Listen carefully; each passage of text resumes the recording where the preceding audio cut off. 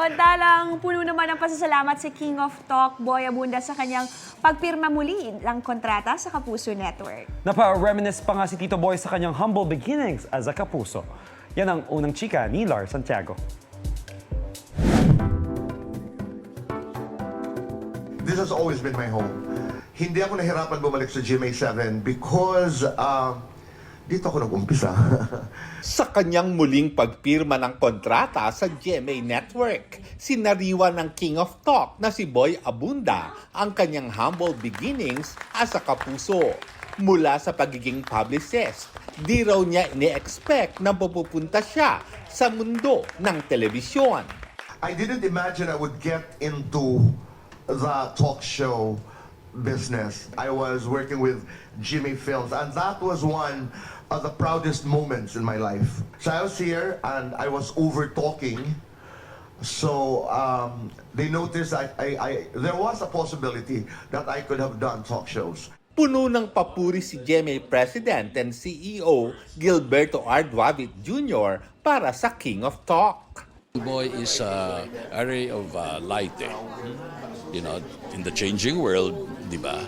Siya nanatiling tapat, that freshness, that integrity, kanyang mga binibigkas na salita, and the way he is with his interviewees and his co-workers is something that is encouraging. Sana lahat moving forward, manatiling may ganun. Nasa contract signing din si Senior Vice President for Entertainment Group, Lilibeth G. Razonable, at iba pang opisyal ng GMA. Nothing but gratitude for renewing with the network and with Fast Talk with Boy Abunda. Always his generosity para makatulong sa ating mga programa, sa ating mga artista, lalong-lalo na yung mga bago, yung interest niya para tulungan tayong hubugin sila. May mensahe para kay Boy si Chairman of the Board and Advisor at Chairman ng Programming Committee, Attorney Felipe L. Gozon. You embody what GMA Network stands for: credibility, integrity, and excellence. You managed to maintain your superior standard of professionalism, and you stayed true to your values. Kaya nag-iisa ka lang, Boy. Nag-iisa lang ang Boy Abunda.